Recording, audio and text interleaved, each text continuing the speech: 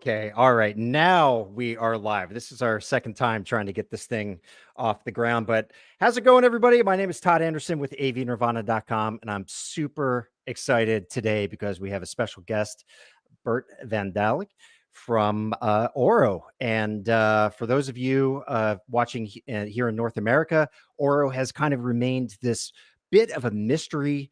It's been found on a lot of high-end gear over the years, and now it's really infiltrated into the marketplace in a major way. And we're going to touch on some reasons why it should definitely be on your radar. Even if there's not a lot of content out there, there's reasons why it should be on your AVR and you still should be using it. And then more importantly, we're going to jump in and we're going to talk about something that I think could potentially rock the industry in a really positive way. So many people out there are concerned about streaming quality because it appears that physical media is really on the down slope, at least for the masses. And we want everybody to be able to experience the best when it comes to video and audio in their home, particularly for home theater owners. And it looks like Auro and its Auro CX has an answer that could change the game in a really big way. So, Bert, thank you, first of all, so much for joining us today.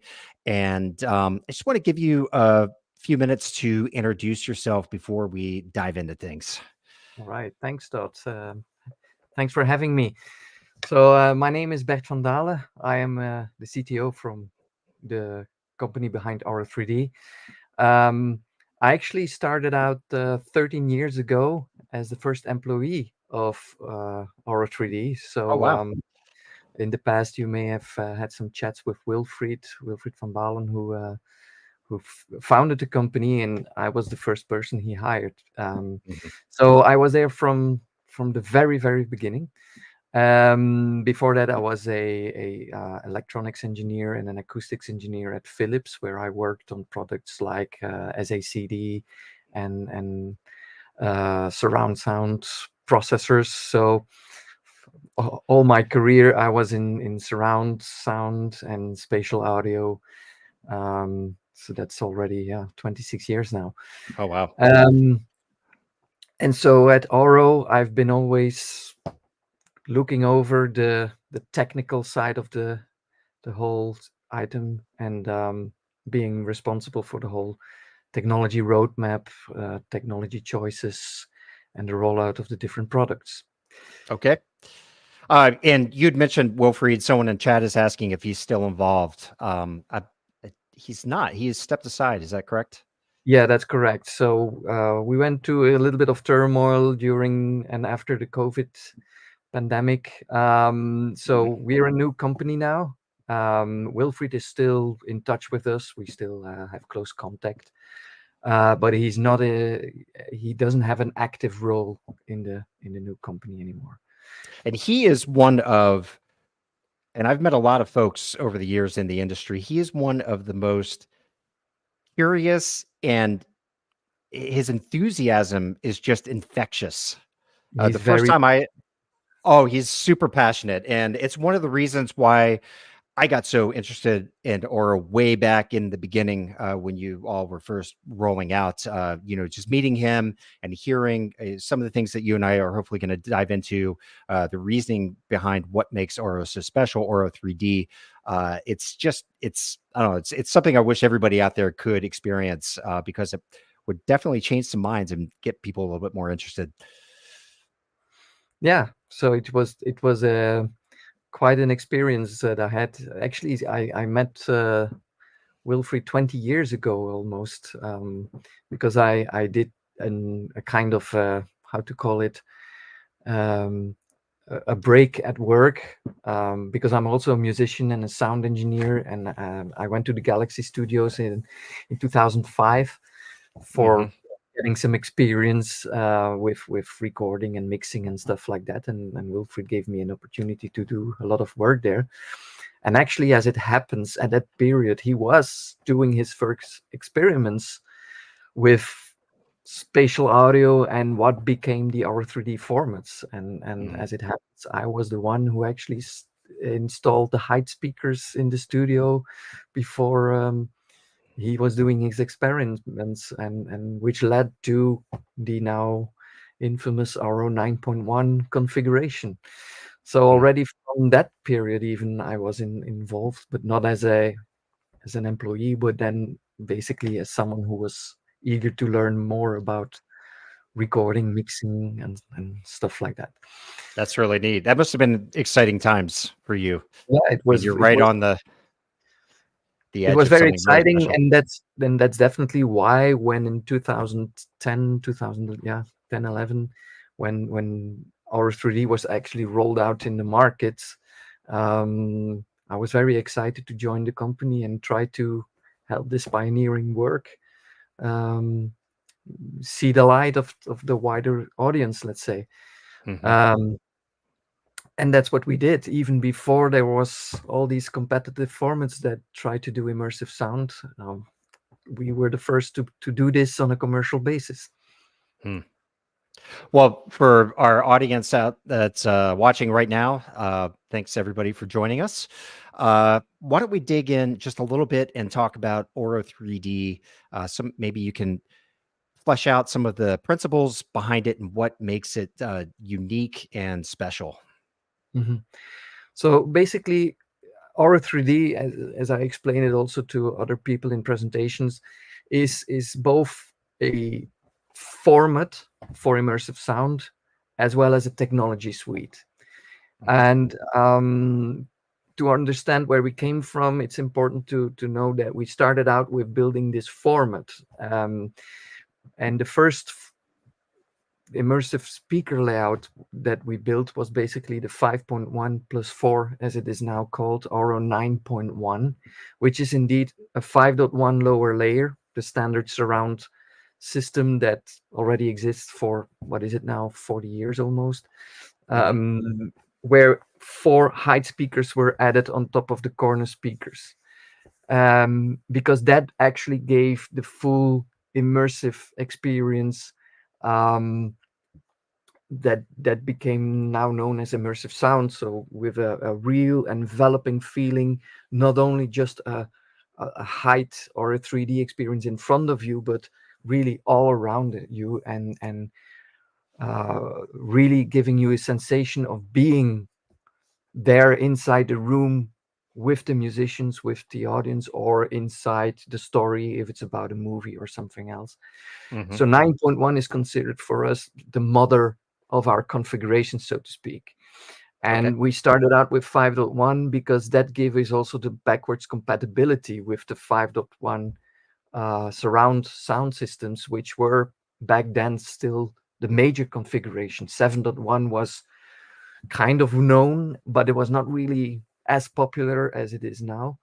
Hmm. Um, so that's where it all started. And this height layer is we did a lot of experiments where we noticed that it needs to be, let's say, at a height of 30 degrees on average, to have a really natural sounding experience. Meaning, if you listen in 3D in reality, and we have 2 ears, but we hear in 3D, um, we need that to be able to navigate in the world around us, in spaces and so on. And what our ears are using, or our brain is using a lot of, is reflection information. Hmm. um, Meaning, if I'm speaking here in my room here, which you cannot see, but anyway, um, people in this room will not only hear my voice coming out of my mouth, but they will hear all these reflections that happen in my room as well, to know, hey, I'm in this kind of space, and I'm that far away from Bert, and I'm so there's a lot of information there that makes it important for our brain to understand, where am I, what does the world look like, Hmm. or indeed, is there something I need to get attention from. Our ears and the 3D listening is very important also for warning for hazard. Is there a tiger behind me that will attack me, or is there some predator bird in a tree that will come from above? So both these reflections that give information on the space where you're in and the individual danger sounds most of the time are critical information. And what we notice that in regular spaces, so to speak, like a living room, um, when you put the height speakers at about 30 degrees, this system is really able to reproduce this kind of sensation, these kind of reflections, to give you the sensation of being in that space, as Hmm. well as giving the additional discrete sounds that also give sounds from above. And that's why we feel that this height layer is really crucial to have natural 3D sound. Now, if you go to larger rooms, um, we also notice that while you still feel enveloped, you start to lack the sensation of having sounds above you. For instance, in movies, this was really important to have Hmm. flyovers working properly, or if it's more animatic, laser beams or whatever that are being shot. So that is Sure. why we then introduced this famous third layer in the Auro 3D formats called the top layer, but sometimes it's also affectionately called the voice of God. The voice of God, And right? that is actually what then became the three important layers of the Auro 3D format. So the surround layer, which is the sounds we have around us, the height layer, which gives us the critical information to have real natural 3D sound, and the top layer for larger spaces to have, let's say, um, the effects that you would miss in larger spaces coming from above you. And And I if you think it's compare, important. yeah, go Just ahead. to interrupt you real quick, I think it's important to delineate between the small room and large room because there's a lot of folks out there will say, "Oh, well, for an Oro system, you have to have a voice of God speaker." But for most folks, like in my home theater room, I have an Oro system set up. My ceilings are about 8.5 feet high. Uh, I only have the front and back height channels, and the effect is stunning, to put Yeah, it exactly. lightly. Yeah, exactly. So you don't need this top layer. It gives a nice touch if you have it in smaller rooms, and it Hmm. becomes more necessary if you have big rooms. That's why, for instance, in cinema theaters, it will always be there because Uh-huh. the space is just too huge. You Mhm. need this overhead. And that's also what you see in the competitive formats. They actually only have this overhead, but they lack this distinction between the lower and the height layer. And that's also why it works fantastic for cinematic content for these effects with flyovers and so on, Mhm. but it kind of sometimes gives problems for the more natural sounding recordings that are more necessary for natural music experiences, for instance. Mm. And that is, of course, a result of this format being built in a recording studio, in a studio by recording and mixing engineers, and not by technology creators that think about cinema or other formats first. And so it's another angle, and Mhm. we feel that a lot of our customers and our users really appreciate that this was actually um, built from another perspective. Yeah, for sure. And for anyone out there, if you want to experience it, let's say you have an AVR at home that has Oro on it. If you want to experience it, get those rear and front height channels. And there are demo discs that I know they're out there on eBay. I have some that you all had sent me many years ago that have phenomenal demo scenes. There's a tractor passing by in one. I think Yeah, another one is a recording that's in a plaza yeah, where in the demo disc it turns off that reflective height layer so you can hear the multi-channel sound, and then it turns it back on, and your room, the only way I can describe it is it just blooms to life in such a natural way. yeah. It's really mind-blowing. For me, I always describe it as it suddenly feels like you have air around you. You Yes. can breathe, you can hear yeah, you can feel more instead of listen.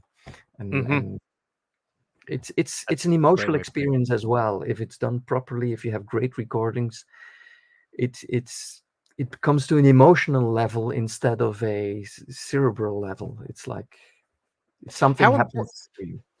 How important is the recording side of things versus how it's mixed in post production? Are special microphones required to truly capture the I essence of wouldn't what needs to be played back? I wouldn't use the term required. So sometimes people made a comparison with ambisonics, for instance, where you if you want to record this, you have to have a specific type of microphone setup to be able to record ambisonics, and it needs to be in one small space to work properly. And there's many reasons for that that are beautiful in the maths and so on.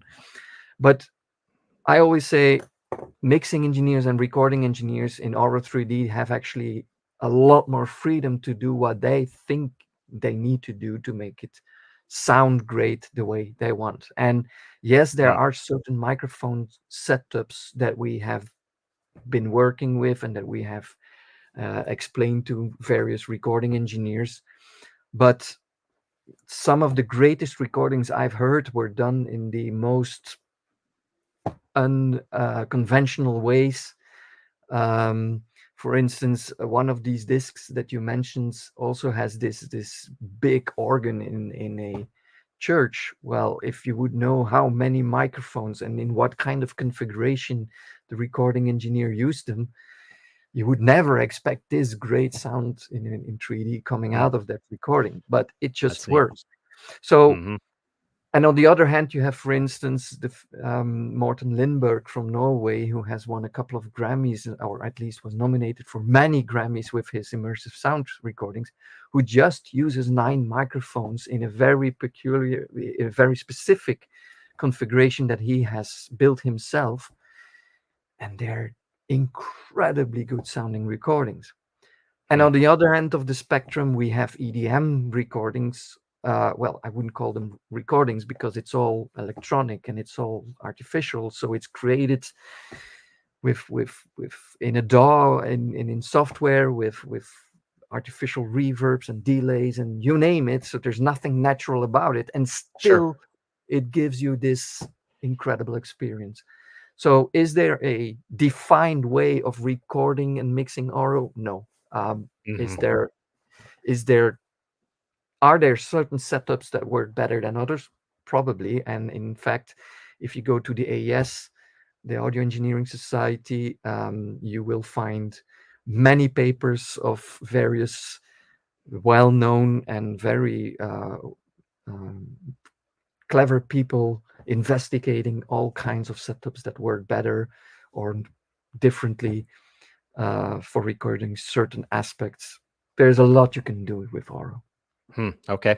And before we jump to Auromatic Upmixing, you had touched a little bit on content. There's quite a bit of really interesting, amazing sounding music that is available in the Auro 3D format. So if you're out there and you're also curious about that, that's something to check out. And someone in the chat is asking about content. You all are still releasing Auro 3D movies, correct? I mean, there's movies that are finished with Auro 3D, um, but there's not a ton out there. Are there? Is that? I mean, here in North America, there's very little, but I'm assuming more so in Europe and maybe out in Asia.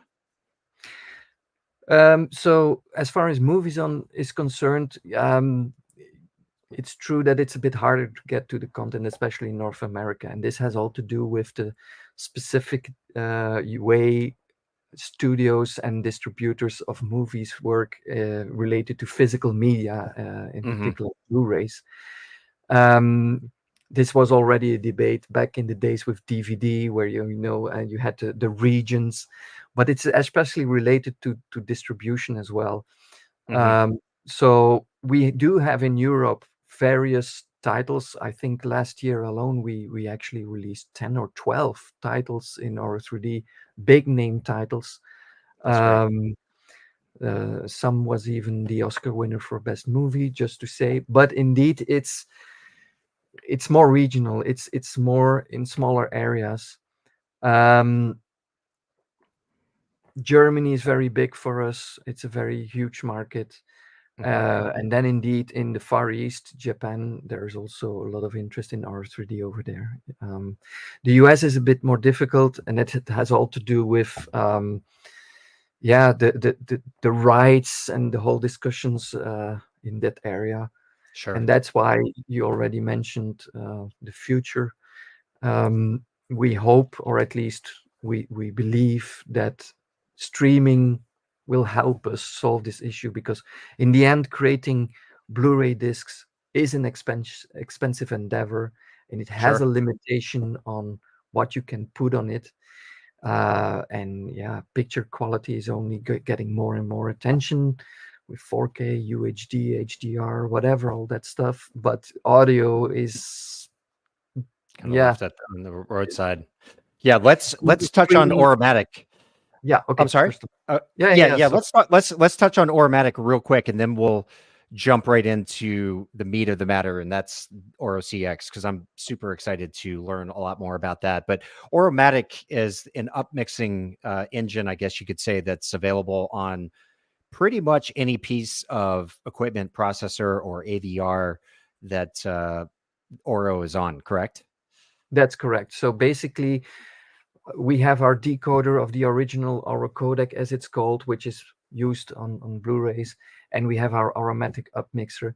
But we always sell them together in what we in our technical world call the Auro 3D engine. So every Mm, AVR actually has an Auro 3D engine, because we have also software in there that looks at the format that is coming in, the format that is requested as output, and then looks at, should I decode, or should I decode and upmix? Should I only upmix? So it always tries to figure out what it's doing best. So hmm. Auromatic is always part of this picture as well.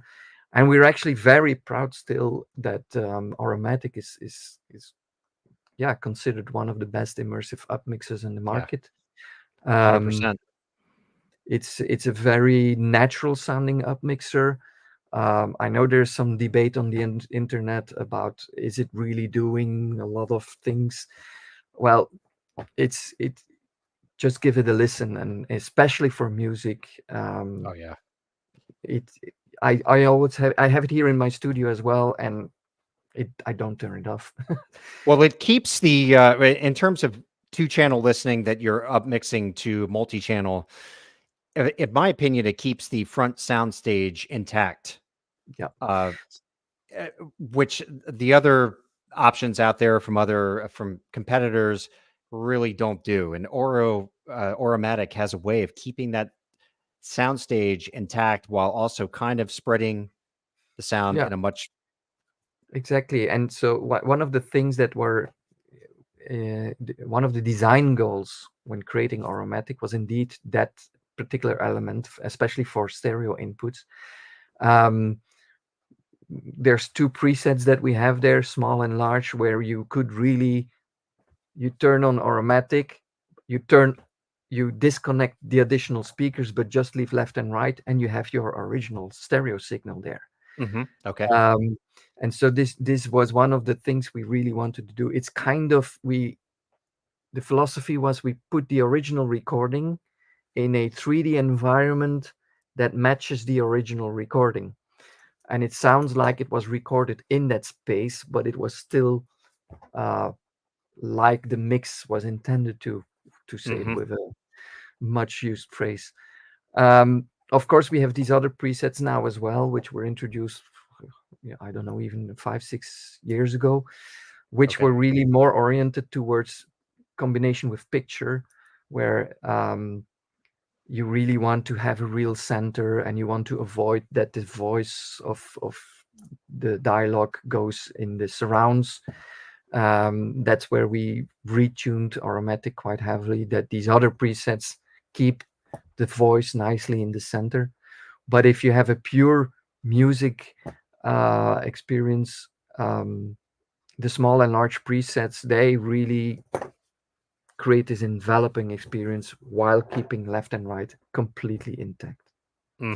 And the And same it's is true for surround, by the way. So if you would have a 5 or 7.1 input and you use Auromatic, you could cut the heights and you still have the original 5.1 or 7.1. oh wow, okay, that's really good to know. And I use it to upmix any legacy content. It's you just kind of touched on this. I was going to ask you this. Am I crazy to say that it almost sounds like the voice when I'm watching a movie that's upmixed with Auromatic? The dialogue almost sounds like it lifts right to dead center of the screen. And I have a speaker. My center channel is mounted center behind my movie screen, but it just seems like the voices are fuller and more centered in the screen. Does that sound crazy to say, or? Well, it might depend a little bit on your speaker setup. Exactly. Like you say, you have your center nicely behind the screen and so on. But this could be Mhm. a nice effect that you can get with the way we do things. Yes. Yeah. Okay. Awesome. Okay. Well, listen, let's dive into streaming because as you've alluded, physical media maybe is, starting to see its waning days. We're not quite sure. I'm sure it will always be around, but we're definitely in a situation where the masses have moved to streaming and, you know, streaming services, they put a lot of energy into the picture side of things, and audio is the one that kind of gets chopped up, I think, probably, in my opinion, to save space. Maybe you tell me differently, but Mhm. compressed maybe a little more than the image. But you guys have come out with something really interesting that I believe you probably teased this maybe a year and a half ago. Uh, that Yeah. sound about right? So, yeah, that's about right. So, in the industry, people will know we have been talking about this new codec already for a much longer time.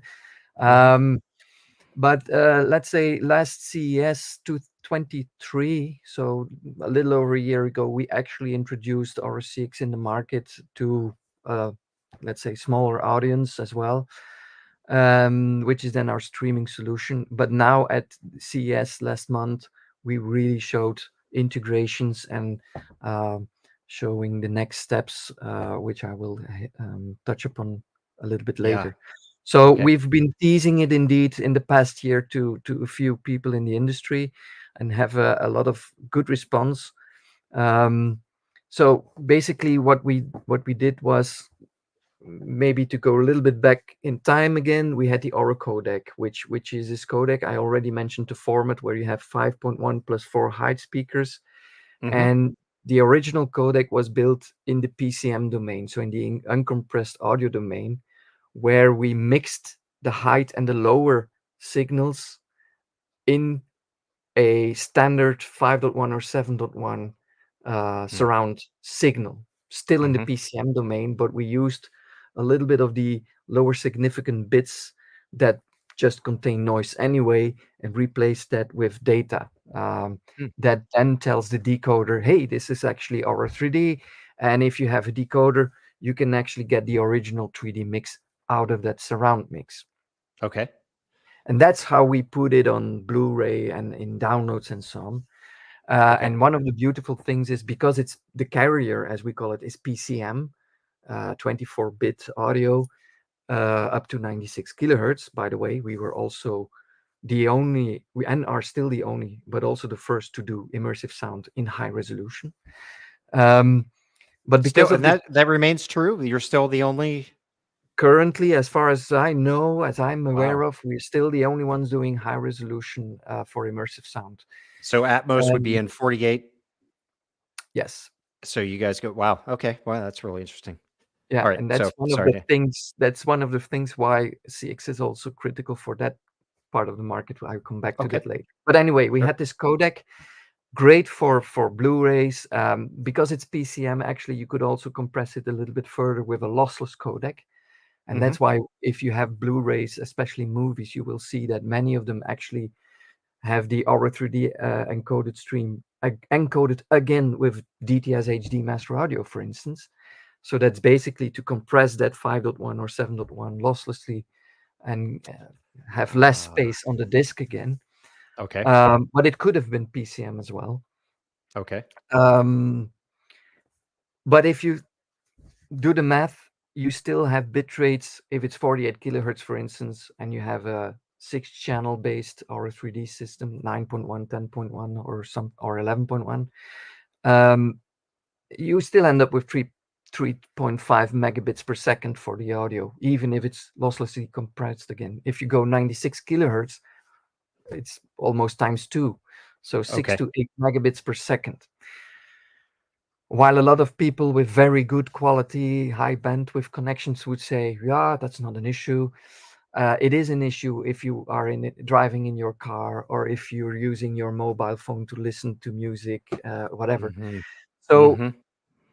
streaming with this codec is not really a viable option on the long term. It also costs a lot of money. I mean, if you have a data plan and you play an album of 1 hour, that's a lot of data. So many people would have to dig a little bit deeper in their pockets for bigger data plans. So Sure. on the long term, we needed a solution for that as well. But this codec also had, because it's PCM, the beauty is you can listen to the 5.1 or 7.1 as a real mix, not missing any of the audio. But it also means you cannot put anything else in that stream because you would still hear it. So Mm. features like dialogue enhancement, multiple language support, additional audio tracks are simply not possible with this kind of technology. Mm-hmm. That's why we really started working on Auro CX with the first focus on broadening the applications for streaming, meaning we wanted to have lower bit rates. And I'm very happy with the quality we now get at, let's say, very competitive bit rates. Most people who have listened to it, and we demonstrate our 9.1, so 10 channels of audio at 256 kilobits per second. Wow. They're flabbergasted. So basically, Wow. we give immersive sound at the same bitrate as a stereo file on Apple Music. Mm-hmm. But we also expanded it to the higher bit rates for those applications where it would make sense. So we with this same codec, we can also provide lossless immersive sound up to 192 kilohertz. Wow. So Very it's a impressive. single codec, and we actually support 3 coding modes, as we call it. We have the low bitrate lossy mode with these Mm-hmm. low bit rates that can be used for streaming applications. We have Sure. what we call the near lossless mode, which uses the same kind of technology as this original codec in the PCM domain. So you Mm-hmm. basically get the same kind of bit rates, a little bit lower actually, but the same quality and the same experience as what you would have on the Blu-rays. Okay. And then we went one step higher with real lossless coding, so bit for bit exact to the master at 48 kilohertz, 96 and 192 kilohertz. So it's the only codec that I know that has this wide of a range, from low bitrate to high resolution audio for immersive sound Mm-hmm. and object-based audio as well. So we now Wow. introduced object-based audio also for immersive sound in 3D, like the other systems have, but we believe it's actually more valuable for what we call interactive or personalization features, like I mentioned before, having multiple languages in the same stream where the user can switch between them, or have additional commentary tracks. Um, uh, you could have assistive audio tracks for visually impaired people. So there's object-based audio opens up this kind of features as well. And we Hmm. believe this is actually a lot more interesting and a lot more important application of object-based audio, because we already have this great immersive sound in without objects. Mm-hmm. But we can do both as well now with this new codec. That's really And interesting. there's a lot of other features that we can provide as well. Um, mixing these encoding modes, and so on. And one last feature that I want to mention that is really getting a lot of attention from the streaming services that we talk to is actually it's a real scalable codec, which means you could have one encode, one file that is being transmitted, but it can be decoded by a wide range of decoders, basically going from a very low complexity decoder on, I don't know, a cheap phone with not too many CPU, and you would still get a very good quality stereo signal at 48 kilohertz out of it, Uh-huh. all the way up to high-end receivers that could do 192 kilohertz and output 32 speaker signals from it, and various steps in between, all That's from the same, all from one stream. from one stream. So So for on the streaming content service, side, they don't need to decide how they're yep, going to deliver it to the consumer. They just deliver it, and then on the consumer end, the equipment decides how it will ultimately exactly. output it. And so that means That's their amazing. cost can go down. They don't need to spend as much time in creating multiple versions. The encoding times go down, the storage goes down, and so on and so on.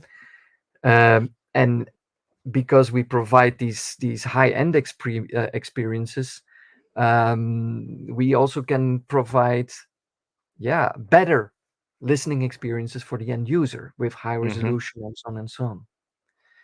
That's amazing. I mean, just so everyone understands what Bert is talking about, you're basically saying that you've created a method of getting audio into the home through streaming that ultimately will be better than And what Blu-ray, everyone is saying they're getting on Blu-ray. yes, I mean, that's quite a statement, and it's pretty incredible to hear that. I mean, of course, I'm not doubting you. I'm just saying it's just amazing to hear that we've gotten to the point where something like that is possible because wow. I mean, just for yeah, yeah, the hardcore home theater enthusiasts out there and just people who want to know they're getting the best.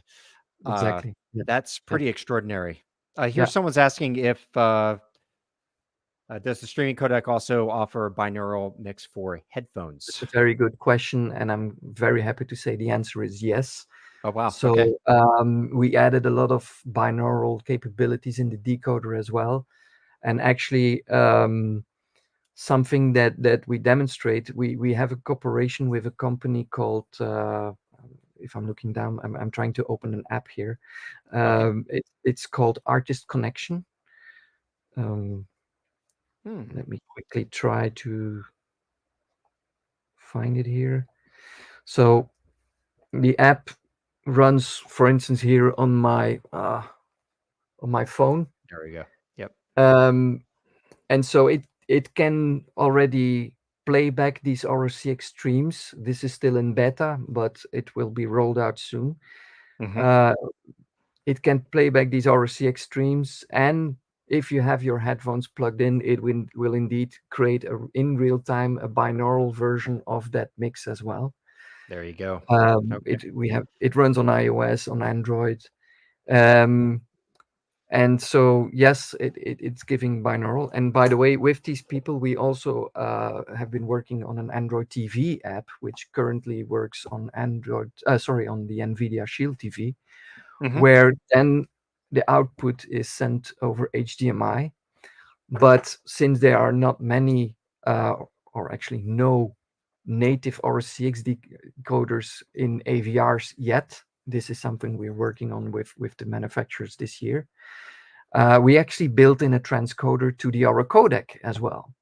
Oh So that wow. basically means that this app streams the Auro CX stream, transcodes it into our codec, and it can be played back via HDMI over all the existing AVRs and other products that actually have an Auro codec decoder. So even the devices that exist from 10 years ago will have a 9 or 13.1 output from a CX stream played back on this set-top box. Okay. Um, question for you. from the content creator side for the studios, does this mean they need to go back and re-encode audio in any movie that will be out there on the streaming side, or have you all figured out a Yes. way where legacy things can kind of just fit right in? So we've actually we, we're rolling out our new encoder service, as we call it. It's a new way of encoding our 3D. Hmm. It's already on the market for the original Auro codec today. So people who create content and are interested, it can go to our web shop and uh, use this application. So basically, content creators can encode in multiple ways. The easiest way is if you have your multi-channel mix available as a master, then yes, of course, it would be best to go back to the master and do your encode again Hmm. from that. Second option is if you only have the Auro codec encoded version that was put on the Blu-ray and you just kept that one in your archives, our encoder can actually transcode again, not only from CX to Auro codec, but also the other way around. We can take in an Auro codec encoded version and create an Auro CX version at these various bit rates from that as well. Okay. That will, of course, not be truly lossless 100% if you go to the lossless versions and start from an already encoded version. Hmm. Um, the third way, and that's where we get a lot of good response from the industry as well, is we actually now have also support for ADM files. So if you create an immersive mix with or without objects, it doesn't matter, and export it in Pro Tools or in the other DAWs like Logic, Nuendo, and so on, and you Hmm. export it as an ADM file, we can also encode that with the Auro-CX codec. So content creators have various ways to start and encode, and most of the times anything they have in their archive or that they're creating with the new tools uh, will be supported. Okay. And now let's shift over to the consumer side because I'm curious about a couple things here. So, is the hope that ultimately Oro CX will be in firmware that a TV would have or a sound bar? I mean, obviously, you are in receivers all over the place. Yeah, I think it's pretty well saturated in the market now that Oro's a part of most of the mid to high to super high tier receivers. Is it your hope that it will be just blanketed everywhere? I mean, of course. Yeah. So our motto is actually we want to bring immersive and personalized audio, high quality immersive and personalized audio to everyone everywhere. So mhm, basically, what we what we want to achieve, and what we have been working on in the past couple of years is not only the streaming solution, but we have also created fantastic soundbar technologies, smart speaker technology, um, and then the streaming technology, which combined with all this ecosystem, let's say, would bring Auro 3D potentially to any market. mhm, Indeed, going not only high-end AVRs, but also mid-tier devices, soundbars, smaller smart speakers, where we actually have a device this big that can do a fantastic 3D sound, also with our Auromatic Upmixing, by the way. awesome. We have Bluetooth speaker technology. We have we are still in cars as well, by the way. So um, in automotive applications in your car. So yes, the goal is, especially also thanks to the streaming, that now we can introduce our 3D to a much broader market than just high-end home theaters, where there we are already well known and quite established. Uh-huh. Because in the end, we are in 80% of the AVR brands. Oh, Um, wow. yeah, 80%. 80%, and I would say 60% of all the models of AVRs actually support our 3D already. That's Um, fantastic. And by the way, with the kind of the rebirth of Onkyo and Pioneer and Elite and Integra, uh, yeah, that's a place where you all have landed where you previously weren't a force. So it's been really nice Exactly. to see that happen. Yeah, so we were really happy that we could announce indeed our integration in Onkyo devices and so on, because that is Hmm. a big chunk of the market as well, of course. So this is our goal. So not only to be perceived as, yeah, it's this premium thing that costs a lot of money and you need a lot of expensive gear to do this. No, uh, we have soundbar technology. Actually, we also have our virtualization technology on regular speakers, so you could use it on a stereo system if you have a system that can support our 3D with our virtualizer. um, TVs could also provide this immersive experience.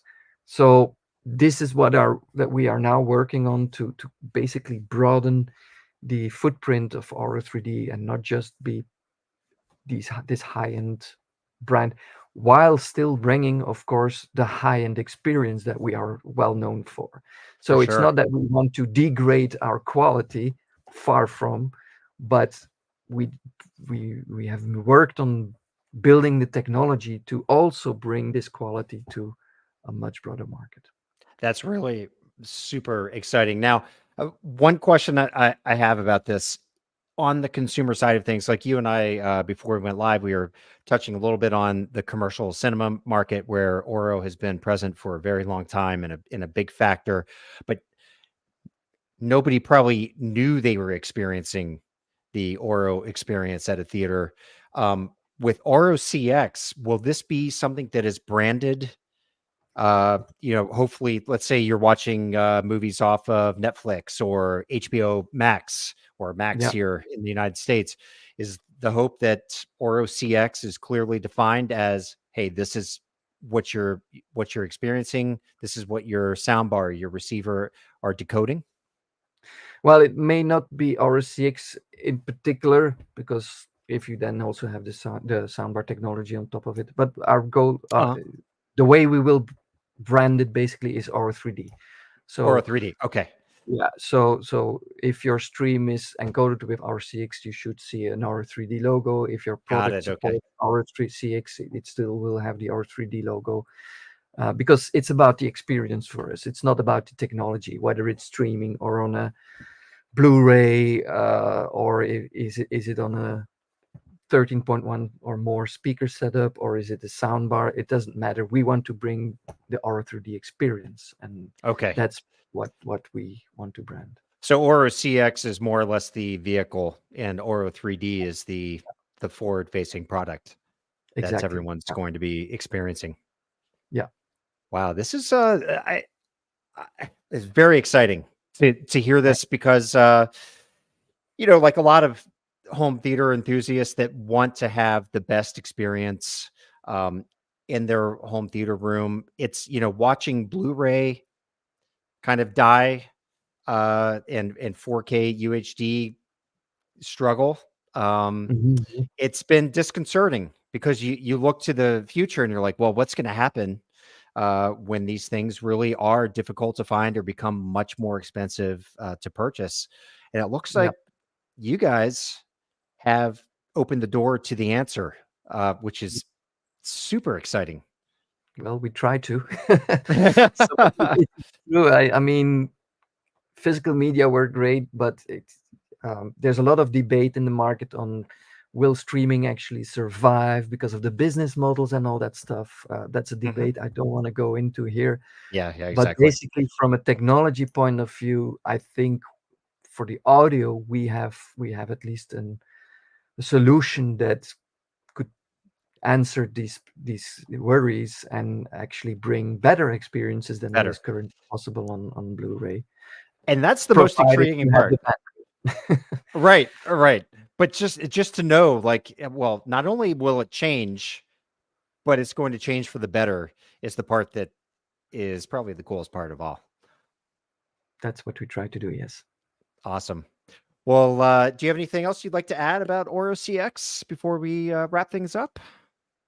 Uh, from a tech point of view, I think we have explained most of it. There's a couple Mhm. of details, but I mean, not too important.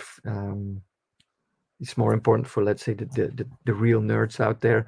But basically, yeah, you will normally, if all goes well, you will see this being rolled out this year. There's a couple of streaming services, music streaming services that we're talking to, Oh, and wow.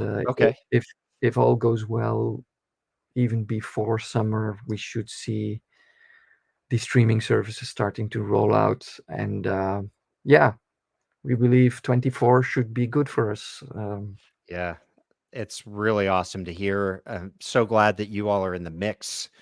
Uh, just based on the history of where you've taken us, and what you all just launched in the industry is just incredible. And this, I mean, what a statement to come out this year and show this product at CES. And unfortunately, I wasn't there this year. I had some family things going on, wasn't able to make it out to Vegas. I was disappointed because I was hoping to get a chance to hear what you guys were dishing out. But it sounds like sooner than later, we'll be I able to hope hear it in so. our homes. I'm convinced it will happen. So yeah. Fantastic. Fantastic. Well, Bert, listen, thank you so much for taking time out of your evening. I don't know what time it is. I'm assuming it's around 8 o'clock your time. Seven. So it's still fine. Seven, It's seven almost o'clock. working hours. Well, I really appreciate you taking time out of your evening to hang out with us on AV Nirvana Live. And we're going to be following you like we always have, watching as this rolls out. And maybe we can have you back once things become a little more widespread and you have some more All right. products that are out there and we can talk about that. Sounds great. It's a plan. Fantastic. And everyone out there, thanks. Quite a few of you were hanging out with us today live, and hopefully a lot more of you will be watching this on YouTube. This will be available on YouTube probably within about an hour or so as a video that you can watch there. And if you have any questions down the road, you can always find me on avnirvana.com. If you have any questions for Bert, you can always hit me up there and I will try and get an answer for you eventually. So anyway, till next time, everyone have a fantastic day. See you. Thank you. Bye.